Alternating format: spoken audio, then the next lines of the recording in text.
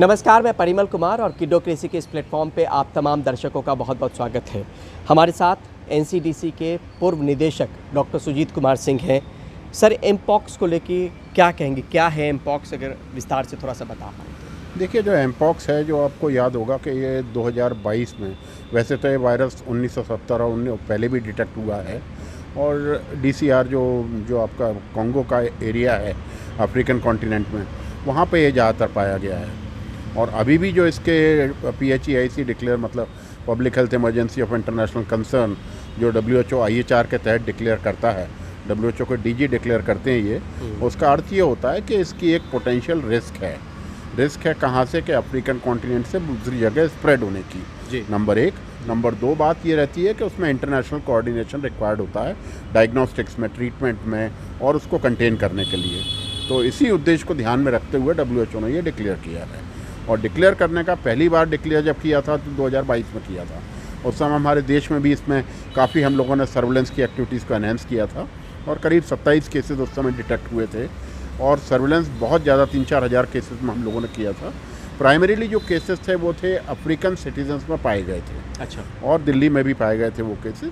लेकिन जहाँ तक हमारा अनुभव कहता है कि ये केसेस जो है, अफ्रीकन पॉपुलेशन जो वहाँ से इन्फेक्ट होकर इंडिया में आई है, वो अपनी एक लिमिटेड एरिया में रहती है, और उसी लिमिटेड एरिया में उसका स्प्रेड होता है। और उसके आसपास रहने वाली जो हमारी भारतीय कम्युनिटी है, वो एक एट रिस्क कम्युनिटी हम उसको मान सकते हैं। तो ये एक इसका हमारे लिए जो इम्प्लीकेशन है, वो 2 प्रकार का इम्प्लीकेशन है। नंबर 1, क्या इसको हमारी पॉपुलेशन में स्प्रेड ना हो। नंबर 2, जो हमारे यहाँ दूसरे सिटीजन्स आए हैं, उनकी भी हम लोग रक्षा के लिए समुचित इंतजाम कर सकें। क्या बच्चों में भी हो सकता है? जी हाँ, बच्चों में भी हो सकता है, इसका ऐसा कोई वो नहीं है। और न सिर्फ बच्चे, बल्कि महिलाएं और जिनका इम्यून सिस्टम वीक है, क्योंकि ये डबल स्टैंडर्ड DNA वायरस है, जिसके कारण ये होता है। और इसका प्राइमरी जो रिजर्वॉयर है वो मंकीज़ में, स्क्विरल्स में पाया गया था, लेकिन अब चूँकि ये वो ह्यूमन में आ चुका है और ह्यूमन टू ह्यूमन ट्रांसमिशन हो रहा है। और इसका अभी जो इसको दोबारा जो PHEIC डिक्लेयर किया, उसका कारण ये है, ये एक नया क्लेड पता चला है जो DCR में 1B जिसको कहते हैं। पहले वाला 2020 में जो था वो 2B था बेसिकली। तो जो ये वाला क्लेड है, ये इसके 2 इम्पॉर्टेंट वो हम कह सकते हैं पहलू। पहला पहलू ये है कि तेज़ी से स्प्रेड होता है। दूसरा पहलू ये है कि ये इसका स्प्रेड हम सिर्फ सेक्सुअल मोड से नहीं होता, जो कि पहले वाले का प्राइमरीली सेक्सुअल था। ये वाला हमारा माउथ टू माउथ या ब्रीदिंग के थ्रू भी इसको कहा जाता है, लेकिन इसके कोई अभी कॉन्क्रीट हमारे पास में साइंटिफिक एविडेंस इंडियन सिनेरियो में नहीं है। बच्चों में कैसे हो सकते हैं सर? गर्भवती महिला हैं, अगर वो इन्फेक्टेड हैं तो बच्चों में जा सकते हैं, कैसे हो सकता है? देखिए, जो सेक्सुअल मोड ऑफ ट्रांसमिशन है इसका डिजीज़ का, उससे ही ये एक तरीके से इसकी संभावना बनती है कि ये बच्चों में जा सकता है। नंबर 2, अगर जो आदमी संक्रमित है, जिसको कि वेसाइकल्स हो गए हैं, जिसको क्रस्ट हो गए हैं, और जो हम इसकी इंक्यूबेशन पीरियड मानते हैं 5 से लेकर 13 दिन, जो कि 21 दिन तक बढ़ सकता है। लेकिन इंक्यूबेशन पीरियड ही इम्पॉर्टेंट नहीं है, पीरियड ऑफ इन्फेक्टिविटी इम्पॉर्टेंट है। मतलब जिस फेज़ में आदमी, संक्रमित आदमी, दूसरों को, बच्चों को या महिलाओं को, या जिनका इम्यून सिस्टम वीक है, या एक क्लोज में रहने वाली पॉपुलेशन को संक्रमित कर सकता है, वो पीरियड स्टार्ट होता है 3-4 दिन पहले से, सिम्टम आने के 3-4 दिन पहले। और एसिम्प्टोमेटिक है तब से? जी हाँ, यही उसकी एक खास चीज़ है कि हमको। लेकिन इसकी एक दूसरा पहलू भी है। दूसरा पहलू ये है कि इसके लिए जो वैक्सीन थी, जो स्मॉल पॉक्स में यूज़ की गई, और अब चूँकि स्मॉल पॉक्स के रेडिकेट हुए बहुत साल बीत गए हैं, और उस वैक्सीन का इफेक्ट ख़त्म हो चुका है, नई पॉपुलेशन हमारे सामने आ चुकी है। तो ये भी कहा जा रहा है कि स्मॉल पॉक्स वैक्सीनेशन हमको एक प्रोटेक्शन प्रोवाइड करता था, तो इसलिए इसके लिए वैक्सीनेशन का भी काम चल रहा है, और एंटीवायरल ड्रग्स का भी चल रहा है। तो और इसके लिए एक बढ़िया डायग्नोस्टिक टेस्ट भी उपलब्ध है। पहली चीज़ है सर्विलेंस, दूसरी चीज़ है डायग्नोस्टिक टेस्ट, तीसरी चीज़ है हमारी कम्युनिटी अवेयरनेस, जो आप भी कर रहे हैं इस समय। उसके लिए अगर हम अवेयरनेस जनरेट करें तो ये इतनी कोई अभी हमारे देश में गंभीर समस्या नहीं है। और पहले भी हमने देखा था 2022 में कि हमारे देश के जो भी हमारे मेजर्स लिए, वो पूरी तरह से कारगर साबित हुए, क्योंकि हमारे यहाँ लेबॉर्ट्रीज़ हैं, जिनमें 32 से ऊपर लेबॉर्ट्रीज़ हैं जहाँ डायग्नोस्टिक फैसिलिटी उपलब्ध है।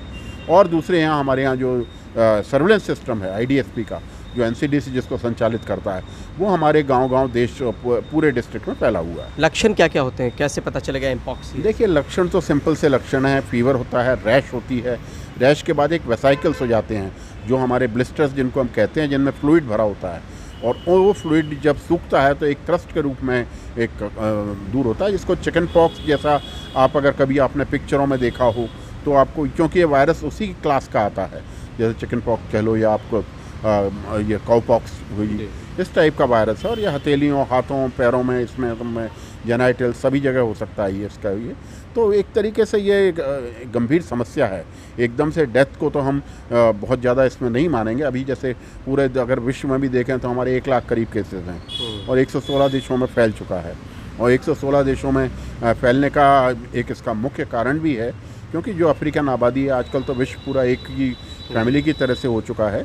तो ग्लोबल हेल्थ सिक्योरिटी इसके लिए हमको एक सुदृढ़ करने की आवश्यकता है, और इसी के तहत सबसे ज़्यादा ज़रूरी चीज़ जो आपने बच्चों की पूछी, तो मैं ये कहना चाहूँगा कि हमारे बच्चों के लिए एक बहुत ही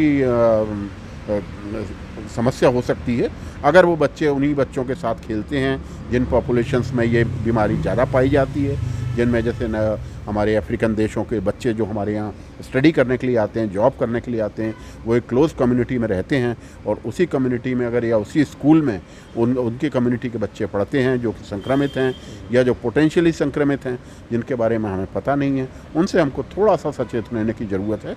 और जिनको संक्रमण हुआ है उनको सबसे इम्पॉर्टेंट बात है कि वो मास्क यूज़ करें क्योंकि रेस्पिरेटरी माध्यम से ना फैले। नंबर 2, तुरंत अपना टेस्ट कराएं। और नंबर 3, जो हमारे nodal centres, nodal hospital declare किए हैं, जैसे दिल्ली में 3 हॉस्पिटल नोडल डिक्लेयर किए हैं, RMLS, सफदरजंग है, हमारा लेडी हार्डिंग है, तो इन तीनों हॉस्पिटलों में तुरंत जाकर अपना समुचित कम से कम ये तो टेस्ट जरूर करें कि हुआ है कि नहीं हुआ है। लाइफ थ्रेटनिंग कितना है? लाइफ थ्रेटनिंग इतना ज़्यादा नहीं, लेकिन लाइफ थ्रेटनिंग से मैं तो इसको ज़्यादा वो मानता हूँ कि लाइफ थ्रेटनिंग तो एक चीज़ होती है, लेकिन दूसरे इस तरीके की बीमारी क्यों होना चाहिए? कोई भी बीमारी नहीं होनी चाहिए। और नई बीमारी अगर हमारे देश में स्थापित हो गई, जैसे कि आपने पूर्व में भी देखा है, कई बीमारियां जो हैं हमारे देश में पहले नहीं थीं, तो वो आज की तारीख में हमारे लिए एक बड़ी पब्लिक हेल्थ प्रॉब्लम बन गई है। जैसे चिकनगुनिया है, डेंगू है, जीका है। ये बीमारी, जीका बीमारी हमारे यहाँ नहीं थी, लेकिन जीका बीमारी चूँकि मॉस्किटोज़ हैं और चूँकि हमारे यहाँ ससेप्टेबल पॉपुलेशन है, तो आज की तारीख में जीका बीमारी भी हमारे लिए एक समस्या है। ठीक है सर, बहुत बहुत शुक्रिया सर। Thank you. आज के लिए बस इतना ही, लेकिन इस तरह की वीडियोज़ हम और भी इस प्लेटफॉर्म पर लेकर आते रहेंगे, तो बने रहिए, देखते रहिए, दिखाते रहिए किड्डोक्रेसी। बहुत बहुत शुक्रिया, धन्यवाद।